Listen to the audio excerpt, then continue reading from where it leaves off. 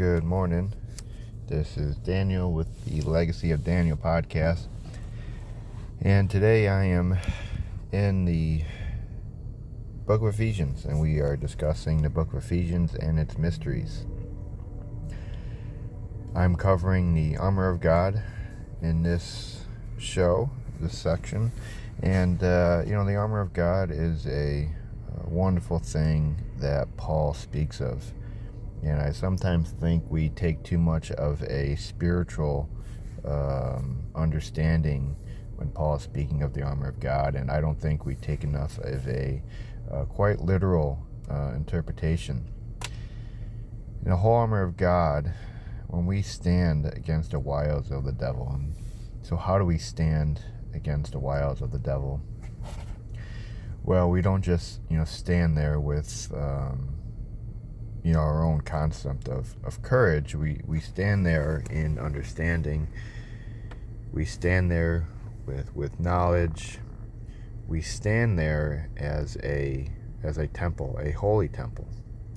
A temple that is clean, a temple that is strong, a temple that is more than something than just for us, but it is a habitation for the garden and the kingdom to come into our life, where we could have strength, not just through our devotion, through our commitment, our work, but also through much of that which has come before us and that which already is in the kingdom.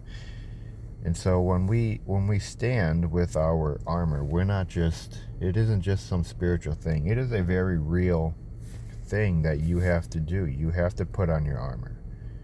You have to know how to speak. You have to be clean. You have to work your habitation. You have to, on a daily basis, be going about as a holy temple, being strong, not just for yourself, but for others around you, and making your habitation a place where others find strength, find courage, find wisdom, knowledge, understanding.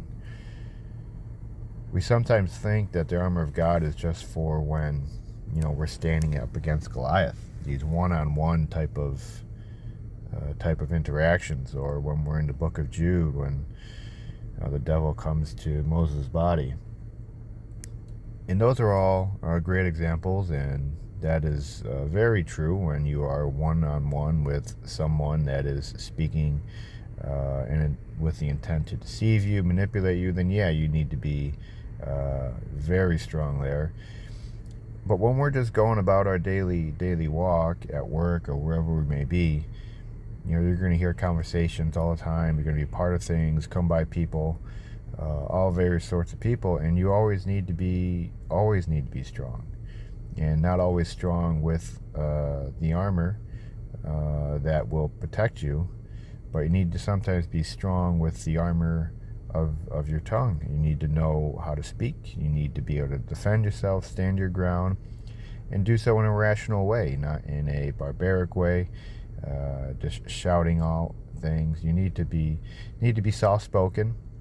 You need to know how to talk to people, even if they're believers who may be trying to sway your belief one way or another, or encourage you to think on something differently. You need to know how to kind of quench that and put that aside, and get to the person and let them know that you stand strong in your habitation. You stand strong with your armor, your unpierceable armor, and that there is nothing that's going to come against you. Your mind is strong because you're built as a holy temple with knowledge, eternal knowledge, wisdom, and understanding that you use to strengthen your habitation. You use to strengthen your armor. You use to strengthen your tongue and your mind. So going today, just put on the whole armor of God, but don't think of it as just a spiritual thing and you just go charging off into battle, but it's truly something that composes of a much holier temple, a strong habitation for you and others, composes of your speech, your dress, how you act and interact, and yes, how you stand your ground in the face of any form of oppression, manipulation, deception. So just think on those things a little bit today with this session. I thank you for taking the time to listen. Put on your whole armor of God, and maybe every day you put it on a little differently. But don't be rushing out thinking it's just a spiritual thing. But it is a very real thing that you have to be strong for yourself, strong for others, and go forth, building a holy temple yourself, your mind, your body, everywhere you go, and creating a habitation that brings beauty upon all those who partake in your life.